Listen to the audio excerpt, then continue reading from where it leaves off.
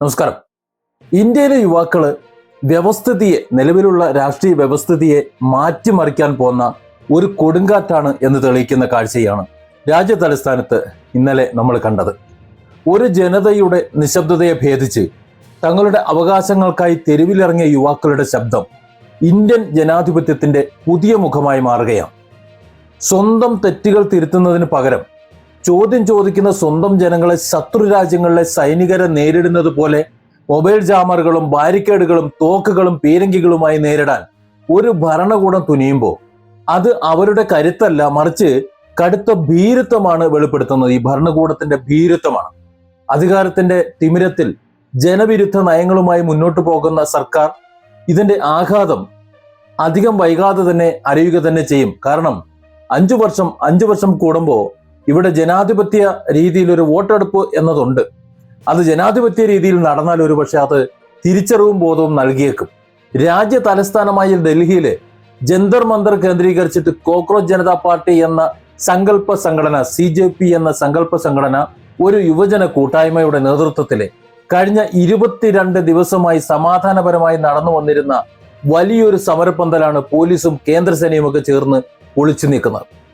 തങ്ങളുടെ അവകാശവാദങ്ങൾ, രാജ്യത്തെ ലക്ഷക്കണക്കിന് വരുന്ന വിദ്യാർത്ഥികളുടെ ഭാവിക്കും വേണ്ടി തെരുവിലിറങ്ങിയ യുവാക്കളെ ജനാധിപത്യപരമായ മാർഗങ്ങളിലൂടെ നേരിടുന്നതിന് പകരം അധികാരം ഉപയോഗിച്ച് പൂർണ്ണമായും അടിച്ചമർത്താനാണ് കേന്ദ്ര ഭരണകൂടം ശ്രമിച്ചതും.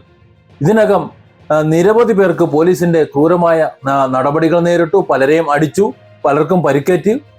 ഡൽഹിയിൽ നിന്നുള്ള വീഡിയോ ദൃശ്യങ്ങൾ കാണുമ്പോൾ തല്ലിച്ചതച്ചിട്ട് കാര്യമില്ല എന്ന മട്ടില് കയ്യും കെട്ടി നിന്ന് തല്ലുകൊള്ളുന്ന കോക്രോച്ചുകളെയാണ് നമ്മൾ കാണുന്നത്. യുവജനങ്ങളെയാണ്, അഭ്യസ്തവിദ്യരായ യുവാക്കളെയാണ് നമ്മൾ കാണുന്നത്. പോലീസുകാർ അവസാനം നാണം കെട്ട് തല്ല് നിർത്തി മടുത്തു പോകുന്ന, പിൻവാങ്ങേണ്ടി വന്ന ഒരു കാഴ്ചയും കഴിഞ്ഞ ദിവസത്തെ വീഡിയോകളിൽ കണ്ടു.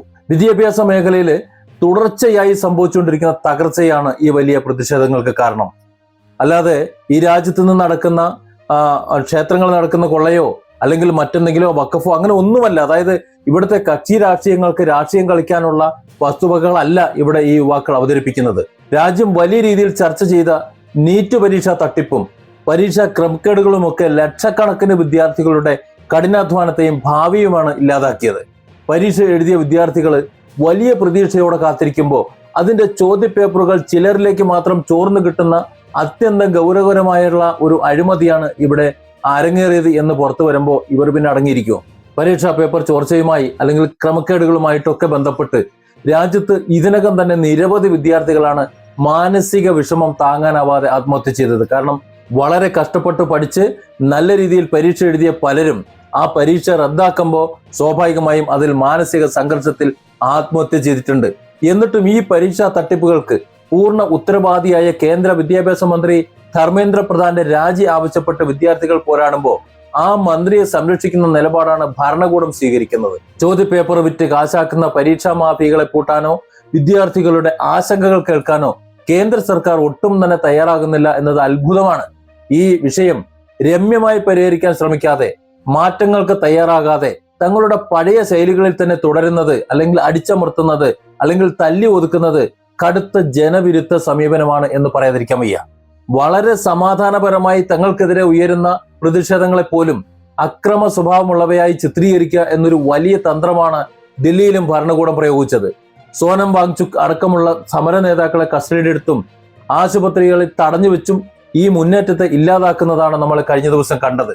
സമരത്തിന്റെ മുൻനിരയിലുണ്ടായിരുന്ന CJP സ്ഥാപകൻ അഭിജിത് ദീപ്കെ ഉൾപ്പെടെ 50-ലധികം വിദ്യാർത്ഥി നേതാക്കളെ പോലീസ് കസ്റ്റഡിയിൽ എടുത്തു എന്ന വാർത്തയും പുറത്തു വന്നു. എന്നാൽ പിന്നീട് അഭിജിത് ദീപ്കയെ കസ്റ്റഡിയിൽ എടുത്തിട്ടില്ല എന്നൊരു പോലീസ് നിലപാടും പുറത്തു വരികയുണ്ടായി. ഏതായാലും പാർലമെന്റിന് ചുറ്റുമുള്ള എല്ലാ റോഡുകളിലും വലിയ ബാരിക്കേഡുകൾ, വലിയ പോലീസ് സന്നാഹമൊക്കെ ഒരുക്കി ഒരു യുദ്ധസമാനമായിട്ടുള്ള ഒരു അന്തരീക്ഷമാണ് ഭരണകൂടം സൃഷ്ടിച്ചിരുന്നത്. റാഫ്, അതുപോലെ CRPF, BSF, ഡൽഹി പോലീസ്, എന്താണ് ഒരു വൻപട.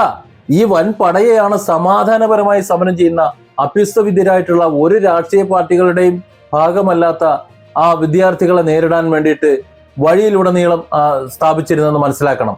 വിദ്യാർത്ഥികൾക്ക് നേരെ കണ്ണീർ വാതകവും ജലപീരങ്കിയും ലാത്തിചാർജും ഒക്കെ അഴിച്ചുവിട്ടിട്ടും പോലീസ് കൊണ്ടുവന്ന ആ ബസ്സുകൾക്ക് മുകളിൽ കയറി നിന്നും ഞങ്ങൾക്ക് നീതിയാണ് വേണ്ടത് എന്ന് ഉറക്കെ വിളിച്ചു പറയാൻ ഈ തലമുറ, ഇന്നത്തെ തലമുറ കാണിക്കുന്ന ആർജവം ഈ സിസ്റ്റത്തെ, നിലവിലുള്ള സിസ്റ്റത്തെ വളരെ ഭയപ്പെടുത്തുന്നുണ്ട്, അല്ലെങ്കിൽ വല്ലാതെ അവർ ഭയപ്പെടുന്നുണ്ട്.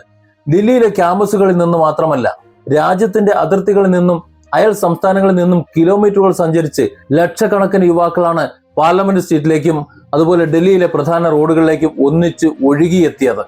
നമ്മൾ മനസ്സിലാക്കേണ്ടത്, ഇത് ഒരിക്കലും അവസാനിക്കില്ല. ഇതൊരു തുടക്കമാണ്. നമ്മുടെ ഭരണകൂടങ്ങൾ രാഷ്ട്രബോധമുള്ള, പൗരബോധമുള്ള, വിദ്യാസമ്പന്നരായ ഈ യുവാക്കളുടെ വാക്കുകൾക്ക് ചെവി കൊടുത്തില്ല എന്നുണ്ടെങ്കിൽ നമ്മുടെ രാജ്യം അതിന് വലിയ വില കൊടുക്കേണ്ടി വരും. അതിലേറെ വില കൊടുക്കേണ്ടി വരും ഈ അധികാരവർഗത്തിനും എന്നതാണ് നമ്മൾ കാത്തിരുന്ന് കാണാൻ പോകുന്നത്. Different angles. Don't forget to subscribe and support this channel.